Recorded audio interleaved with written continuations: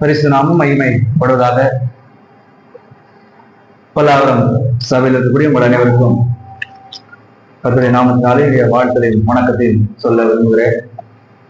மிக நீண்ட நாட்களுக்கு முன்பதாக நான் சென்னை பட்டணத்துக்கு நான் வந்திருக்கிறேன். வந்து சரியாக 10 மாதங்கள் ஆகியிருக்கின்றன. இன்றைய நாளிலே உங்களோடு மீண்டும் ஐக்கியப்படவும், உறவினர்கள் சிலரை பார்த்தோம், அறிமுகமான சிலரை கண்டுகொள்ளும் ஆண்டவர் எனக்கு உதவியிருக்கிறார். நிச்சயமாக ஒரு மகிழ்ச்சியுடன் நான் தான் கர்த்ததாமே நாம் சிந்திக்க போகிற வாக்கியங்களை நமக்கு நாளிலே ஆசிரியருக்கு தருவாராக. சொன்னது போல எஸ்ஆர்எம் காட்டாங்குளத்தூர் பிரான்ச்ல நான் சிடிசி கெரியர் டெவலப்மெண்ட் சென்டர் சொல்றதான அந்த டிபார்ட்மெண்ட்ல உதவி பேராசிரியராக நான் பணிபுரிந்து வருகிறேன். ஜூலை மாதம் 4ஆம் தேதி நான் வந்து ஜாயின் பண்ணேன். அதுக்கப்புறம் ஒரு வாரத்துக்குள்ளாகவே என்னுடைய மனைவி பிள்ளைகளை நான் அழைத்து வந்திருக்கிறேன். எனக்கு 2 ஆண் பிள்ளைகள் உண்டு. அங்கே குருவாஞ்சலி சபைக்கு அருகாமையிலேயே ஒரு வாடகை வீட்டிலே நான் மனைவி பிள்ளைகளுமாய் வாழ்ந்து வந்துள்ளோம். பணிக்காகவும் பிள்ளைகளுக்காக ஜெபிக்கும்படி உங்களை நான் அன்போடு கேட்டுக்கொள்கிறேன். ஆராதனை வழியிலே சகோதரர் தேவனுடைய மகிமை குறித்து அவர் தொடர்ந்து பேசிக் கொண்டிருந்தார். இந்த நாளிலும் கூட அதன் தொடர்ச்சியான ஒரு காரியத்தை நானும் தயார் செய்து வந்திருக்கிறேன். எந்த வாக்கியத்தை அடிப்படையாக கொண்டு கர்த்தருடைய வார்த்தையை நாம் பகிர்ந்து கொள்ளலாம் என்று நினைத்து கொண்டிருந்த போது, சரி, கர்த்தரை எவ்விதமாக நாம் மகிமைப்படுத்த முடியும் என்கிற தலைப்பிலே சில வார்த்தைகளை நாம் தியானிப்பது நம்முடைய விசுவாச வாழ்க்கைக்கு உதவியாக இருக்கும் என்று நான் உறுதியாக நம்புகிறேன். கொரிந்தியர்கள் நிருபம் 10ஆம் அதிகாரம் வசனம் 31 நாம் வாசித்தோம். ஆகையால் நீங்கள் புசித்தாலும் குடித்தாலும் எதை செய்தாலும் எல்லாவற்றையும் தேவனுடைய மகிமை கண்டு செய்யுங்கள் என்று வசனம் எழுதியிருப்பதனாலே தேவனை மகிமைப்படுத்துவது எப்படி? பல இடங்களிலே நீங்கள் கர்த்தரை மகிமைப்படுத்துங்கள், தேவனை மகிமைப்படுத்துங்கள் என்று நாம் வாசிக்கிறோம். தேவனை மகிமைப்படுத்துவது எப்படி என்கிற கேள்வி நம் அனைவருக்கும் இருக்கிறது. ஆகவே கர்த்தரை எவ்விதமாகவெல்லாம் நாம் மகிமைப்படுத்த முடியும் என்கிற கோணத்திலே சில வாக்கியங்களை நான் எடுத்து வந்திருக்கிறேன். அவைகளை நான் உங்களோடு பகிர்ந்து கொள்ள விரும்புகிறேன். முதலாவதாக யோசுவாவின் புஸ்தகம் 7ஆம் அதிகாரம் வசனம் 19-20. யோசுவாவின் புத்தகம் 7வது அதிகாரம் வசனம். மகனே, இப்பொழுது இஸ்ரவேலின் தேவனாகிய கர்த்தரை மகிமைப்படுத்து, அவருக்கு முன்பாக அறிக்கை பண்ணி, நீ செய்ததை எனக்கு சொல்லு, அதை எனக்கு ஒழிக்காதே என்றான். அப்பொழுது ஆகான் யோசுவாவுக்கு பிரதியுத்தரமாக, மெய்யாகவே நான் இஸ்ரவேலின் தேவனாகிய கர்த்தருக்கு விரோதமாய் பாவம் செய்தேன், இன்னின்ன பிரகாரமாக செய்தேன். வசனம் 7ஆம் அதிகாரம் 1வது வசனத்திலே நாம் வாசிக்கிறோம், இஸ்ரவேல் புத்திரர் சாபத்தீடானதிலே துரோகம் பண்ணினார்கள். என்ன வாசிக்கிறோம்? எப்படி? யூதா கோத்திரத்து சேராதுடைய குமாரனாகிய சப்தியின் மகன் கர்மிக்கு பிறந்த ஆகான் என்பவன் சாபத்தீடானதிலே சிலரை எடுத்துக்கொண்டான். ஒரே ஒரு மனிதன் ஒரு தவறு செய்கிறான். சாபத்தீடான சில பொருட்களை அவன் அங்கே எடுத்துக்கொள்கிறான். வேறொரு பாளையத்துக்கு சென்று அங்கே சென்று அதை எடுத்து வருகிறான். வந்து தன்னுடைய குடிசைக்கு நடுவிலே, கூடாரத்துக்கு நடுவிலே அவர்களை புதைத்து வைத்து அவன் ஒரு தவறை செய்கிறான். யாருக்கும் தெரியாது, செய்த அவனுக்கு மட்டும்தான் தெரியும். இப்பொழுது இவன் செய்த இந்த தவறினாலே ஆய் என்கிற பட்டணத்துக்கு முன்பதாக இஸ்ரவேல் புத்திரர் முறிந்து ஓடுகிறார்கள். சின்ன பட்டணம் தான், நம்ம அடிச்சிடலாம் அப்படின்னு நினைக்கும் போது அவர்கள் முன்பதாக இஸ்ரவேல் புத்திரர் தோற்று போய் அங்கே பின்வாங்கி வருகிறார்கள். இப்ப இந்த தோல்வி எதனால் உண்டாயிற்று என்று தேவனுடைய சமூகத்திலே விசாரிக்கிற போது கர்த்தர் சொல்கிறார், நீங்கள் தவறு செய்திருக்கிறீர்கள், நீங்கள் எனக்கு விரோதமாக தவறு செய்திருக்கிறீர்கள். ஆனா யாரும் சொல்லுவாங்க? அப்ப இவர்கள் எல்லாரையும் கூடி வர செய்து கேட்கிறாங்க, என்ன யாரு தவறு செய்தா? யாரும் சொல்லல. அப்போ யோசுவா என்ன செய்யறாரு? வசனம் 16-17 வாசிக்கிறோம். யோசுவா அதிகாரமே எழுந்திருந்து இஸ்ரவேலை கோத்திரமாக வரப்பண்ணினான். அப்பொழுது யூதாவின் கோத்திரம் குறிக்கப்பட்டது. அவன் யூதாவின் வம்சங்களை வரப்பண்ணின போது அதையே வாசிட்டே வர்றோம். இவனை பிடித்து விட்டார்கள். ஆனால் தான் தவறு செய்திருக்கான் என்பதை அவர்கள் கண்டுபிடித்த போது அப்பொழுது யோசுவா அவரிடத்திலே சொல்லுகிறார், என்ன சொல்லுகிறார்? 19 வசனம். யோசுவா அவனை நோக்கி, மகனே, நீ இப்பொழுது இஸ்ரவேலின் தேவனாகிய கர்த்தரை மகிமைப்படுத்து அப்படின்னு சொல்றாரு. தவறு செய்திருக்கக்கூடிய ஆகான் கர்த்தரை எப்படி மகிமைப்படுத்த முடியும் சொல்லுங்க? தன் தவறை ஒத்துக்கொள்வதன் மூலமாக. வசனம் ரொம்ப தெளிவா சொல்லுது, தேவனாகிய கர்த்தரை மகிமைப்படுத்து. கீழே சொல்றாரு, அவருக்கு முன்பாக அறிக்கை பண்ணி, நீ செய்ததை எனக்கு சொல்லு, அதை எனக்கு ஒழிக்காதே. அப்ப நான் என்ன புரிந்து கொள்கிறேன், அல்லது நாம் என்ன இதிலிருந்து நாம் புரிந்து கொள்கிறோம்? தவறு செய்திருக்கக்கூடிய, கர்த்தருக்கு விரோதமாக பாவம் செய்திருக்கக்கூடிய ஒரு மனிதன் அவரை நிச்சயமாய் மகிமைப்படுத்த முடியும். அல்லது நாம் அனைவருமே அவரை நாம் மகிமைப்படுத்த முடியும். எப்படி மகிமைப்படுத்த முடியும்? நம்முடைய தவறுகளை ஒத்துக்கொள்வதன் மூலமாக, நம்முடைய தவறுகளை அறிக்கை செய்வதன் மூலமாக, நம்முடைய பாவங்களை ஒழிக்காமல் கர்த்தரிடத்திலே அறிக்கை செய்வதன் மூலமாக நிச்சயமாகவே கர்த்தரை நாம் மகிமைப்படுத்த முடியும். அதுதான் இந்த வசனத்துடைய அர்த்தம். ரொம்ப அழகா சொல்றாரு, நீ கர்த்தரை மகிமைப்படுத்து in front of all the people. எல்லா ஜனங்களும் அங்கே கூடியிருக்கிறார்கள், எல்லா கோத்திரக்காரும் அங்கே இருக்கிறார்கள். மாட்டிக்கிட்டான். அவன் என்ன செய்யறான்னு பாருங்க கீழே. அப்பொழுது நான் யோசுவாக்கு பிரதித்திரமாக, மெய்யாகவே நான் தேவனாகிய இஸ்ரவேலின் தேவனாகிய கர்த்தருக்கு விரோதமாய் பாவம் செய்தேன். என் கீழே என்ன சொல்ல வசனம்? இன்ன பிரகாரமாக செய்தேன். அனனியா சப்புராலை போல எவ்வளவுதான் விற்றோன்னு பாதி அவன் சொல்லல. தான் செய்தவர்களை முழுமையாக அவன் அறிக்கையிட்டான். எப்படியெல்லாம் செய்தேன். கீழே வசனம் சொல்லுது, கொள்ளையிலே நேர்த்தியான ஒரு பாதிரியான சால்வை, 200 வெள்ளி சேக்கல், 50 சேக்கல் நிறையான ஒரு பொன்பாலம். சொல்ற என்னென்ன பொருட்களை நான் எடுத்துக்கொண்டேன் சொல்றான். நான் கண்டேன், அவைகளை இச்சித்தேன், அப்புறம் என்ன பண்ணேன்? எடுத்துக்கிட்டேன். நான் பார்த்தேன், அவைகள் என் கண்களுக்கு இன்பமா இருந்தது. அப்போ அவைகளை நான் இச்சித்தேன், ரொம்ப பிடிச்சிருந்துச்சு, வீட்டுக்கு எடுத்துட்டு வந்துட்டேன். இதோ அவைகள் என் கூடாரத்தின் மத்தியில் பூமிக்குள் புதைந்திருக்கிறது, வெள்ளி அதன் அடியில் இருக்கிறது. என்னென்ன செய்தேன்னு சொல்றான், என்னென்ன எடுத்தேன்னு சொல்றான், எப்படி அதை செஞ்சேன்னு சொல்றான். இப்ப அது எங்க எடுக்கிறத சொல்லிட்டான். ஒன்றையும் அவன் மறைக்கவில்லை. கர்த்தருடைய சமூகத்திலே அவன் ஒன்றையும் மறைக்கவில்லை. தன் இதயத்தில் இருக்கக்கூடிய தவறுகளை, தான் செய்த தவறுகளை முழுமையாக அவன் அங்கு 100% அறிக்கையிட்டான். இறுதியில் வசனம் இதை பார்த்து அவனை கல்லெறிஞ்சு கொண்டுட்டாங்க. நீ இஸ்ரவேலுக்கு மிகப்பெரிய துரோகத்தை நீ செய்து விட்டாய் என்று சொல்லி அவனை அங்கே கல்லெறிந்து அங்கே கொலை செய்கிறார். ஆனால் நான் உறுதியாக நம்புகிறேன், இவன் நித்தியத்திலே பிரவேசித்திருப்பான் என்று நான் நம்புகிறேன். ஏனென்றால் தவறுகளை தேவனுடைய சமூகத்திலே அறிக்கையிட்ட ஒரு மனிதனை தேவன் ஒரு காலம் புறமே தழுவதில்லை. என்னிடத்திலே வருகிறவரை நான் தழுவதில்லை என்று சொல்லி ஆண்டவர் நமக்கு சொல்லுகிறார். பாருங்க, ஒரு மனிதன் கர்த்தரை மகிமைப்படுத்த முடியும். எப்படி? தன் தவறுகளை ஒத்துக்கொள்வதன் மூலம், தன் தவறுகளை அறிக்கை செய்வதன் மூலம். நிச்சயமாய் ஆண்டவரை நாம் மகிமைப்படுத்தணும். உடைய வாழ்க்கையின் காரியங்களை நாம் அங்கே சற்று சீர்தூக்கி பார்க்கிற போது நாம் எங்கு விழுந்து இருக்கிறோம், எங்கே நாம் பின்வாங்கி இருக்கிறோம், எவைகளை நம்மால் அங்கே மேற்கொள்ள முடியவில்லை, எதிலே நாம் அங்கே தடுமாறுகிறோம், எதிலே நாம் தோற்று போய் அங்கே பின்னோக்கி ஓடிக்கொண்டிருக்கிறோம்.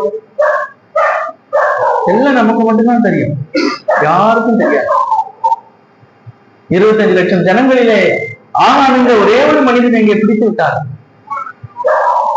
அவன் இன்றைக்கு அப்படி அல்ல, நம்ம யாராலும் கண்டுபிடிக்க முடியாது, கர்த்தர் ஒருவரை தவிர. ஆனால் கர்த்தர் நம்மிலிருந்து எதிர்பார்ப்பது, மகனே நீ மகிமைப்படுத்து. அதான் சொல்றாரு, மகனேன்னு ஆரம்பிக்கிறார் யோசுவா. மகனே, நீ இப்பொழுது இஸ்ரவேலின் தேவனாகிய கர்த்தரை மகிமைப்படுத்து. ஒத்துக்கொள், தவறை ஒத்துக்கொள். நீ செய்த தவறுகளை மறைக்காதே, அவைகளை நீ ஒழித்து வைக்காது. அதுதானே, ஒளிந்து செய்கிற பாவங்களை கர்த்தர் அறிந்திருக்கிறார், மறைத்து செய்கிற காரியங்களை கர்த்தர் அறிந்திருக்கிறார். மனைவியிடத்திலே நாம் மறைக்கலாம், நண்பர்களிடத்திலே நாம் அவைகளை மறைக்கலாம், சபையாரிடத்திலே அவைகளை நாம் மறைக்கலாம். ஆனால் ஆண்டவரிடத்தில் அவைகளை நாம் மறைக்க முடியாது. அவைகளை மறைக்காமல் ஒழிக்காமல் கர்த்தத்திலே அறிவிக்கிற போது கர்த்தத்திலே மகிழ்ச்சி உள்ளவராய், பிரியம் உள்ளவராய் அவர் இருக்கிறார். ஆண்டவர் சொல்வார், நிச்சயமாகவே நீ என்னை மகிமைப்படுத்தினார். நம்முடைய பாவங்களை நாம் அறிக்கையிடுகிற போது நாம் புதிய ஒரு பலனை நாம் பெற்றுக்கொள்வோம். உண்மையிலே நீண்ட காலம் செய்து கொண்டிருக்கக்கூடிய ஒரு தவறை நாம் நிறுத்துகிற போது ஒரு புதிய பலன் நமக்கு அங்கே கிடைக்கிறது. என் அப்பா அடிக்கடி என்று சொல்வார், ஒரு மேஜை இருக்கிறது, மேஜையிலே பொருட்கள் அங்கு மிகவும் சிதறி கிடக்கிறது, அவைகளை எடுத்து ஒழுங்காக வைத்து விட்டாலே நமக்கு ஒரு பீஸ் ஆஃப் மைண்ட், ஒரு மனதில் ஒரு சிறிய சந்தோஷம் வருதானே.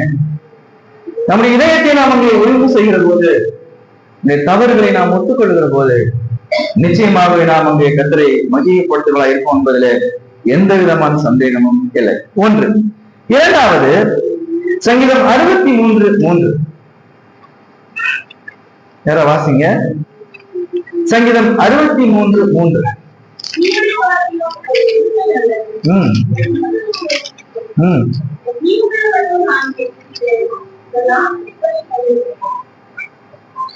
என் ஜீவனுள்ள நாள், என் ஜீவனை பார்க்கும் ஒரு கிருபை நல்லது, என் உதடுகள் உம்மை துதிக்கும், என் ஜீவனுள்ள மட்டும் நான் உம்மை துதித்து உமது நாமத்தை சொல்லி கையெழுத்தேன்.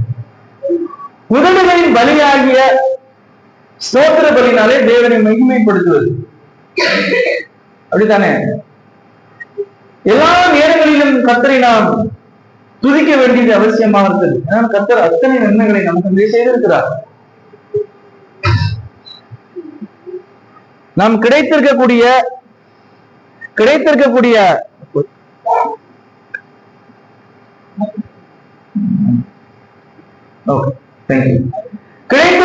நன்மைகளை மாத்திரம் நாம் பார்க்கிறோம்.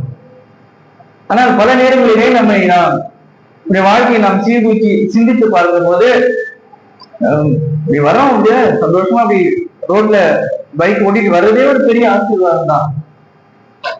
3 வேளையும் நம்மால் உண்ண முடிகிறது, அதுவே ஒரு பெரிய பிளஸிங். நாம் உயிரோடு இருக்கிறோம், நாம் காக்கப்பட்டு இருக்கிறோம், அதுவே ஒரு பெரிய பிளஸிங் தான்.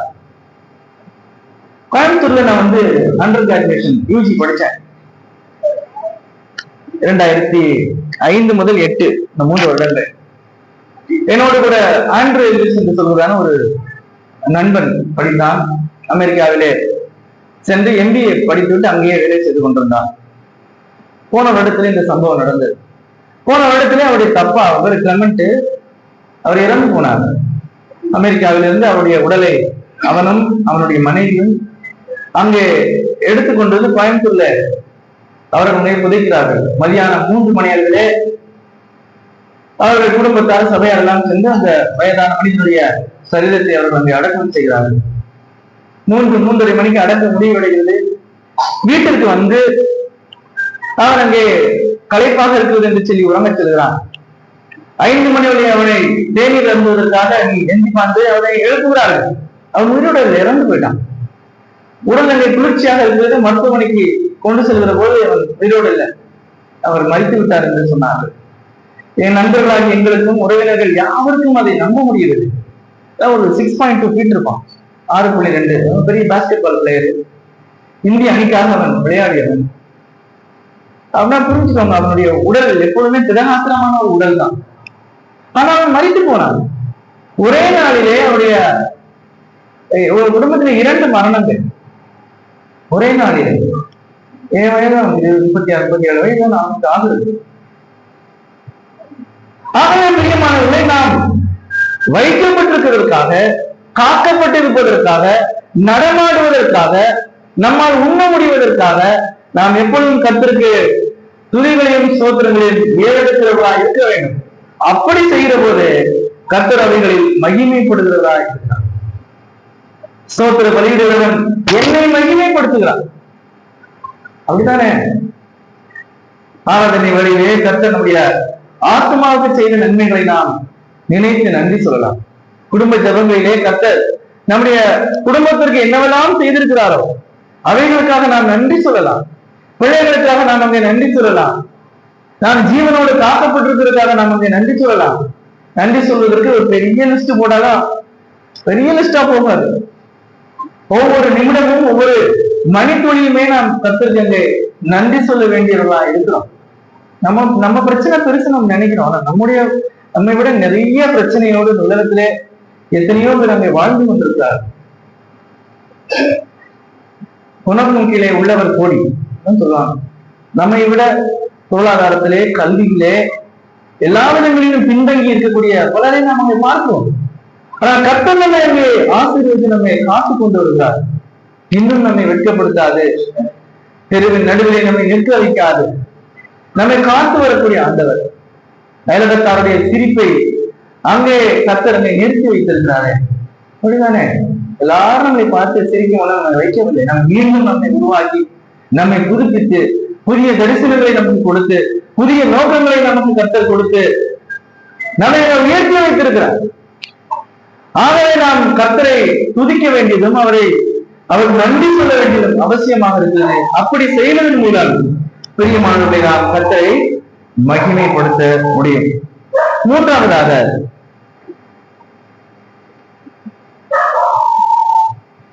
யோவான் எழுதிய சுவிசேஷ புத்தகம் 15ஆம் அதிகாரம் 8வது வாக்கியம்.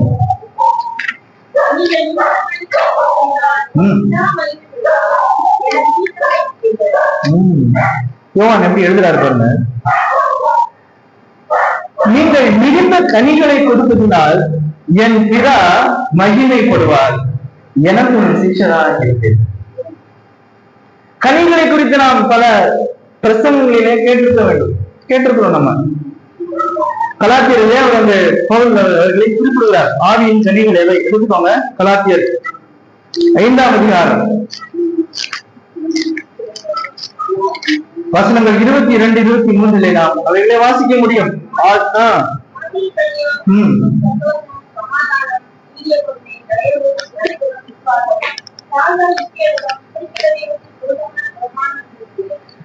பவுல் மிக அழகாக கலாத்தியர் நிருபத்திலே எழுதுகிறார்.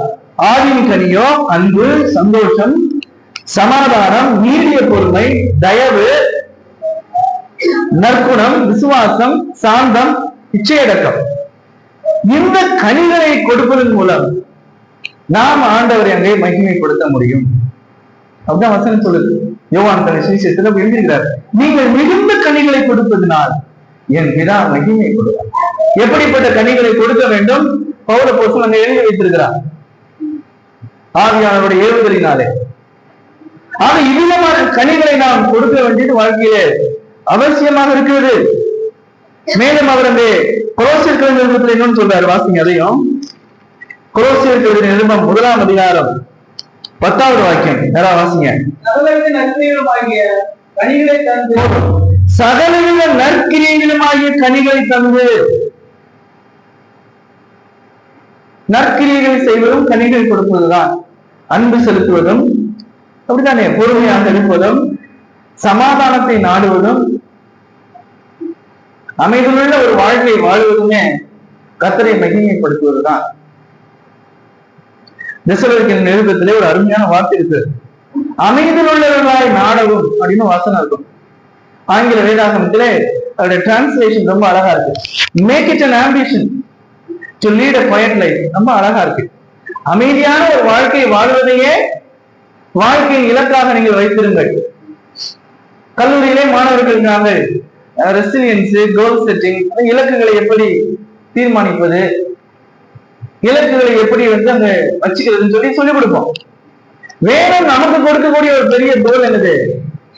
அமைதியுள்ள ஒரு வாழ்க்கை வாழ்வதையே வாழ்க்கையின் இலக்காக கொண்டிருப்பது. Make it an ambition to lead a quiet life. நாம் இன்றைக்கு பிரியமானவர்கள் இறைச்சலின் மத்தியிலே வாழ்ந்து கொண்டிருக்கிறோம். நிறைய இறைச்சல். சென்னைக்கு வந்ததுக்கு அப்புறம், குடுவாஞ்சேரிக்கு வந்ததுக்கு அப்புறம் பெரிய ஒரு இறைச்சல் இருந்துட்டே தான். அப்பதால் வண்டிகள், சென்னையின் நுழைவாயில் என்பதனாலே வண்டிகள் போய்கிட்டே வந்து கொண்டேதான் இருக்குது. ஒரு இறைச்சல் இருக்குது. அது ஒரு பிசிக்கல் பேரியர். வெளியில இருக்கக்கூடிய நாய்ஸ். நம்முடைய இதயத்திலும் கூட பெரிய ஒரு இறைச்சல் இருக்குது. அப்படிதானே? நாம் உண்மையான ஒரு மகிழ்ச்சியை, ஒரு சமாதானத்தை, ஒரு அமைதியை நாம் அனுபவிக்கிறோமா? அப்படி ஒரு கேள்வி இருக்கு. உண்மையாலுமே விசுவாசிகளாகிய நாம் ஆண்டவர் நமக்கு என்ன சொல்றாரு? என் சமாதானத்தை உங்களுக்கு நான் வைத்துக் போகிறேன்.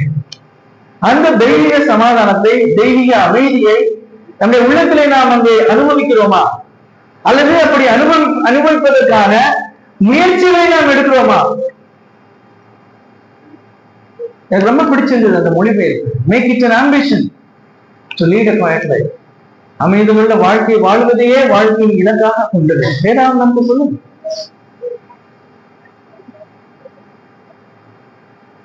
அங்கே கலிலேயா கடலிலே சீஷர்கள் ஆண்டவரோடு போய் கொண்டிருக்கிறார்கள். கடல் கொந்தளிக்கிறது. கடல் அப்படியே படகு மேல் நின்றும் அங்கே. அப்போ இறையாதை அமைதலாயிரு. ஆண்டவர் சொல்றாரு, பெரும் அமைதி எங்கே உண்டாகும். ஒரு கமெண்டேட்டர் இப்படி எழுதுறாரு, கடலிலே இருந்த சீற்றத்தை காட்டிலும், கடலிலே காணப்பட்ட இறைச்சலை காட்டிலும் சீற்றருடைய உள்ளத்துல இருந்த இறைச்சல் அதிகம். அதான் உண்மை. அவர்கள் மிகுந்த பயம், அவங்களுக்கு ரொம்ப பயந்துட்டாங்க. ஐயோ மடிந்து போய் விடுவோமோ. பிரியமானவர்களே, நம்முடைய வாழ்க்கையில கனிகளை கொடுப்பது அவசியமாக இருக்கு. மனதை நாம் ஒருங்கிணைத்து ஒரு 2 நாட்கள் ஆகியும் நம்மால் அமைதியாக இருக்க முடியவில்லை. அத்தனை எதிர்பார்ப்புகள், அத்தனை போராட்டங்கள், அத்தனை மனதிலே சஞ்சலங்கள், வருத்தங்கள், காயாத ஆறாத காயங்கள் நம்முடைய மனதில் இருக்கின்றன. நிறைவேறாத எதிர்பார்ப்புகள், எங்கே நாம் தோற்று போய் விடுவோமோ என்றதான பயம், பியர் பிரஷர் இன்னைக்கு யங்ஸ்டர்ஸ்க்கு நிறைய இருக்குது. இளைஞர்களுக்கு இன்றைக்கு அதிகமா இருக்கு பியர் பிரஷர். எங்கே நான் தோற்று விடுவேனோ, எங்கே நான் இவர்கள் கும்பலாக நான் அங்கே ஒரு வெற்றியுள்ள வாழ்க்கையை வாழ முடியாமல் போய்விடுமோ, பிள்ளைகளுடைய நிலை என்னவாகும், என்னுடைய எதிர்காலம் என்னவாகும் என்கிறதான இறைச்சலோடு ஒரு பெரிய குழப்பத்தோடு இன்னைக்கு நான் வாழ்ந்து கொண்டிருக்கிறோம். ஆண்டவர் சொல்றாரு, இறையாதே அமைதலாய். காற்றையும் கடலையும் அங்கே பார்த்து அந்த வார்த்தைகளை கற்று சொன்னார். ஒரு பெரும் அமைதி எங்கே உண்டாயிற்று. ஒரு ஸ்டில்னஸ், ஆங்கிலத்திலே ஸ்டில்னஸ், அமைதி உண்டாயிற்று. அதே போல நம்முடைய வாழ்க்கையை உங்களோட கர்த்தரை நாம் அங்கே முழுவதுமாக ஆளுகை செய்வதற்கு நாம் அனுமதிப்போம் என்று சொன்னார். நிச்சயமாய் ஒரு பெரிய அமைதியை நாம் பெற்றுக்கொள்வோம். ஒரு வசனத்தை சொல்ல விரும்புகிறேன். யோவான் எழுதிய சுவிசேஷ புஸ்தகம் எனக்கு ரொம்ப பிடிச்ச ஒரு வசனம். அதிகாரம் 6 வசனம் 21.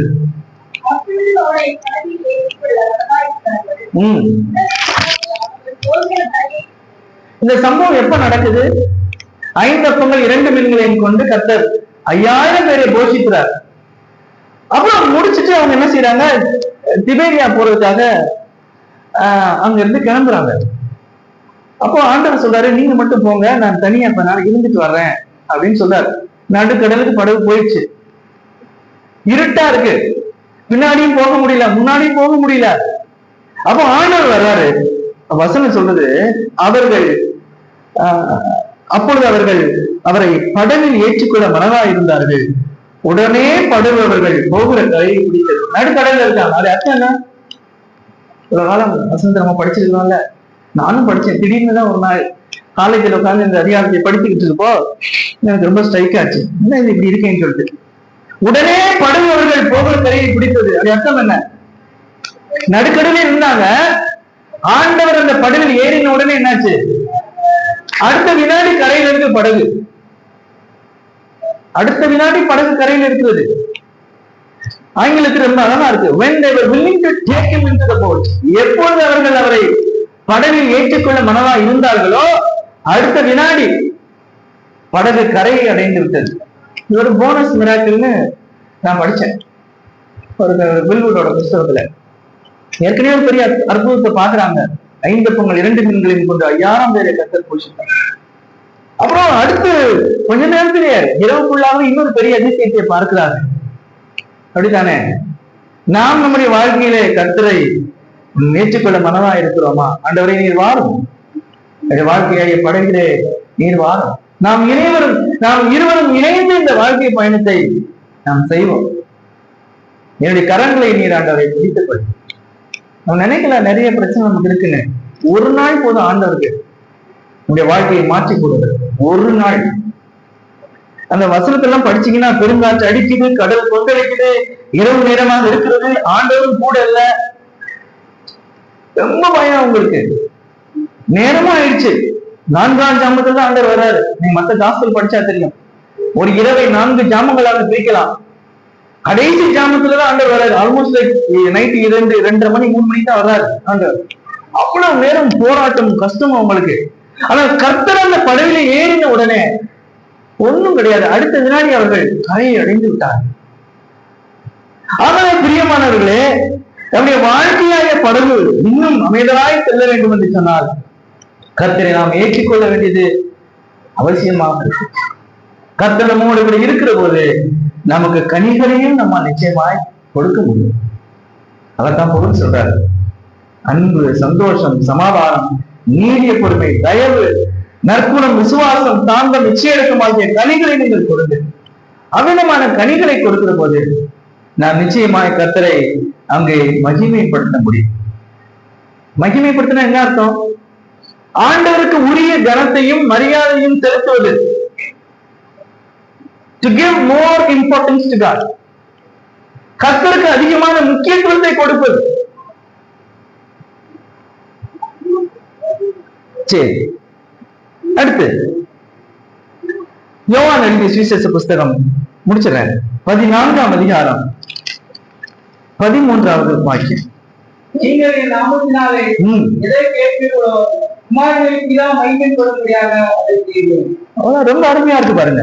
நீங்கள் என் நாமத்தினாலே எதை கேட்பீர்களோ, எப்பொழுதெல்லாம் கர்த்தராகிய இயேசு கிறிஸ்துவின் நாமத்திலே நாம் ஒரு ஜெபத்தை ஏறெடுக்கிறோமோ அல்லது ஒரு காரியத்தை நாம் வேண்டிக் கொள்கிறோமோ, அப்பொழுதெல்லாம் நாம் என்ன செய்கிறோம்?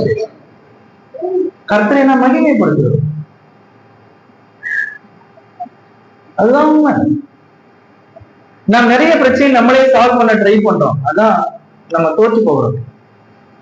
ஒரு பிரச்சனையை நம்மால் சால்வ் பண்ணவே முடியாது. அது சின்னதோ பெருசோ எதுவாக இருந்தாலும் சரி, கர்த்தரிடத்திலே நாம் அதை கொண்டு போகிற போது ஆண்டவருடைய சமூகத்திலே இதை நாம் வைத்து, ஆண்டவரே உம்முடைய நாமத்தினாலே நான் இதை கேட்கிறேன், இது என்னை விட்டு அகல வேண்டும், இது சரியாகணும், இதிலிருந்து நான் வெற்றி பெற்று நான் வெளியிலே வர வேண்டும், நான் தோற்று போய்விடக் கூடாது. கர்த்தராகிய இயேசு கிறிஸ்துவின் நாமத்திலே இதை நாம் கேட்கிற போது எனக்கு நிறைய அனுபவம் உண்டு. நான் நிறைய விண்ணப்பங்களை எல்லாம் நான் ஃபர்ஸ்ட் எழுதுறேன், சொல்ல மாட்டேன். மோஸ்ட்லி நாங்கள் எழுதுவோம் டைரியில. டைரியில நிறைய எழுதி வச்சிருக்கிறேன். ஒன்று ஒன்றாய் எழுதி முடித்து கடைசியிலே in the name of Jesus Christ, கர்த்தராகிய இயேசு கிறிஸ்துவின் நாமத்திலே இதைகளை நான் கேட்கிறேன் என்று சொல்லி என்னுடைய கையொப்பத்தை நான் எடுத்து வைப்பேன். அப்புறமா அது நான் நினைத்து கொண்டிருப்பேன், அது ஆண்டவரை எனக்கு நிறைவேற்றி தர வேண்டும். ஒரு நாளும் ஏதாவது ஒண்ணு நிறைவேறாம போயிருக்கும்னா அது எனக்கு நன்மைக்காகத்தான். அதை நான் பார்த்துட்டேன். ஒரு நாளும் நான் தோற்று போனதில்லை. ஒரு விண்ணப்பம் கூட நிறைவேறாமல் போனதில்லை. 1-2 ஆகாமல் இருந்தால் அது என்னுடைய நன்மைக்காகத்தான் இருந்திருக்கு. என்னுடைய வாழ்க்கை அனுபவம் அது. கர்த்தருடைய நாமத்தினாலே நாம் கேட்கிற போது குமாரனின் பிதா மகிமைப்படுகிறதா என்றார். In that way, அப்படி செய்வதன் மூலம் கர்த்தரை நான் நிச்சயமாய் அதை மகிமைப்படுத்த முடியும். டெய்லி ஒவ்வொரு நிமிடமும் ஆண்டவரை நாம் என்ன செய்யலாம்? மகிமைப்படுத்த முடியும். உண்மையிலே பிள்ளைகளை பள்ளிக்கு அனுப்புற போது ஆண்டவரே பிள்ளைகளை பத்தமாய் கொண்டு சென்று வீட்டுக்கு நீ கொண்டு வா, உம்முடைய நாமத்தினாலே இதை நான் கேட்கிறேன், கர்த்தரை நாம் மகிமைப்படுத்துகிறோம். ஒவ்வொரு சின்ன பெரிய செயல்கள் எல்லாவற்றையும் அவருடைய நாமத்தினாலே நாம் கேட்கிற போது கர்த்தர் அதிலே மகிழ்ச்சி உள்ளவராய் பிரியம் உள்ளவராய் அங்கே அதுதானே ஆண்டவர் ரொம்ப நம்ம நினைக்கிற ரொம்ப தூரமா இருக்காரு. அப்படி இல்லை. மோசேக்கு அங்கே சீனாய் மலையிலே கர்த்தர் அங்கே தரிசனமாகிற போது என்ன உண்டாகிறது? பெரும் வெடிப்பு உண்டாகிறது, இடிமுழக்கங்கள் உண்டாகின்றன. எதுலயும் ஆண்டவர் இல்லை. அவைகளுக்கு பின்பு மெல்லிய சத்தம் ஒன்று உண்டாயிடுச்சு. அதான் வாசிக்கிறோம், அப்படிதான் வாசிக்கிறோம். மெல்லிய சத்தம் உண்டாயிடுச்சு. கர்த்தர் அதிலேதான் நம்ம இருந்தார். சங்கீதம் 51 தாவீது ஜெபிக்கிற போது பலிகள் நமக்கு பிரியமானதல்ல, ஆண்டவரே உங்க பிரியமான பலி என்னது? நறுங்குண்டதுமான ஆவி, உடைக்கப்பட்ட ஒரு மனதை தான் கர்த்தர் விரும்புகிறார். உடைக்கப்பட்ட ஒரு மனதை தான் கர்த்தர் விரும்புகிறார். அதிலே அவருடைய வாசமா இருக்க விரும்புகிறார். தவறுகளை உணரும் மனிதனுடைய நெஞ்சத்திலே கர்த்தர் அங்கே வாசமா இருக்க விரும்புகிறார். அதுதான் அவருக்கு அந்த மகிழ்ச்சியா. என் பிள்ளைகள் தன்னுடைய தவறுகளை அங்கே உணர்ந்து இருக்கிறார்கள், அவர்களை நான் உயர்த்துவேன் என்று சொல்லி நிச்சயமாய் அவர் அங்கே நம்மை உயர்த்தக்கூடவராக. கடைசியாக ஒரு வார்த்தையை நான் சொல்லி அங்கே நிறைவு செய்ய விரும்புகிறேன். நேரம் அதிகமாயிற்று. யோவான் எழுதிய சுவிசேஷ புஸ்தகம் 21:19.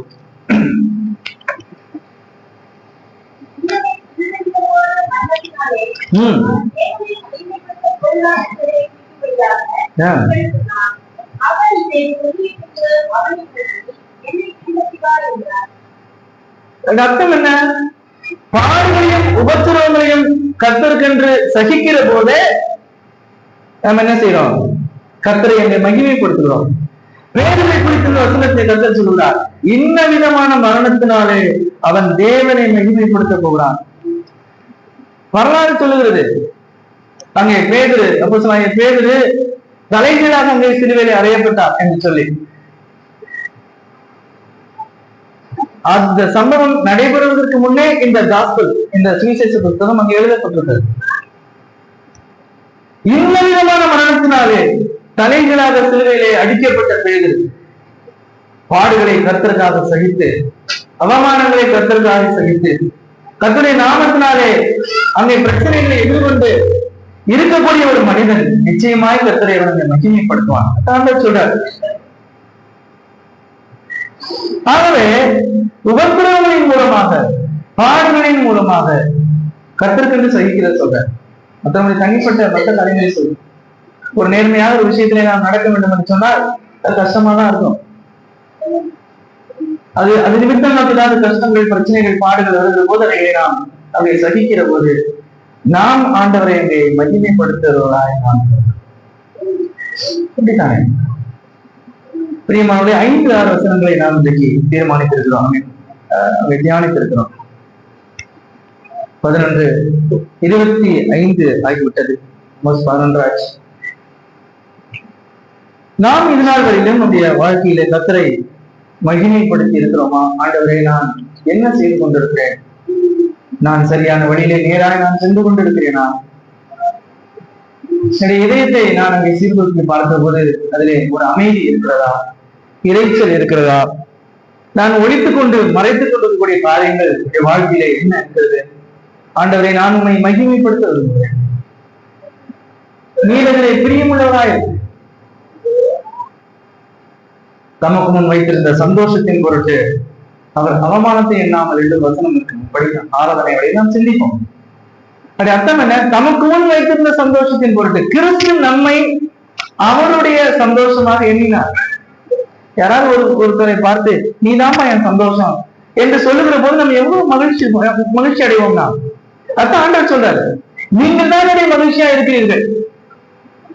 ஆகவே நாம் கர்த்தரை மகிழ்ச்சிப்படுத்த வேண்டியவர்களா இருக்கிறோம். அப்படிதானே? விசுவாசிகளாகிய நம்ம அனைவருக்கும் இருக்கக்கூடிய குவாலிட்டி என்ன தெரியுமா? ஆண்டவரை நாம் மகிழ்ச்சிப்படுத்த முடியும், துக்கப்படுத்த முடியும். நீங்கள் மீட்கப்படும் நாளுக்கு என்று முத்திரையாக பெற்ற பரிசு ஆவியானவரை துக்கப்படுத்தாதிருங்கள். அப்படி அர்த்தம் என்ன? நம்மால் கர்த்தரை துக்கப்படுத்த முடியும், அவரை நம்மால் கஷ்டப்படுத்த முடியும், வேதனைப்படுத்த முடியும். பவுல் தான் சொல்றாரு சவுல்ட்ட, தமஸ்குக்கு போகிற வழியிலே நீ என்னை ஏன்பா துன்பப்படுத்துற? அப்படிதான் சவுல்ட்ட சொல்றாரு ஆண்டவர். பவுல் அப்போஸ்தலனாகிய பவுல் சவுலாக இருந்த போது, நீ என்னை ஏன் துன்பப்படுத்துகிறார்? ஆண்டவரே, துன்பப்படுத்தாத, உம்மை துக்கமடைய செய்யாத, உமக்கு பிரியம் உள்ள ஒரு நல்வாழ்க்கையை நான் இந்த நாளிலே வாழ விரும்புகிறேன். உம்மை நான் மகிமைப்படுத்த விரும்புகிறேன். இது எனக்கு உதவி செய்யும் என்கிற தீர்மானத்தோடு இவ்விடத்தை விட்டு நாம் கடந்து செல்வோம் என்று சொன்னால் கர்த்தர் அவர் அங்கே மகிழ்ச்சி அடைவார், நம்மிலே பிரியப்படுவார். கர்த்தர் வார்த்தைகளை ஆசீர்வதிப்பாராக. இந்நாளிலே உங்களோடு இணைந்து கர்த்தருடைய வார்த்தையை பொழிந்து கொள்ளவும், உங்களோட கர்த்தரை சேர்ந்து ஆராதிக்கவும் எனக்கு கிடைத்த வாய்ப்புகள் சபையார் அனைவருக்கும் பொறுப்புள்ள சூழலுக்கும் நன்றி சொல்லி நான் உடையவர்களே. நன்றி.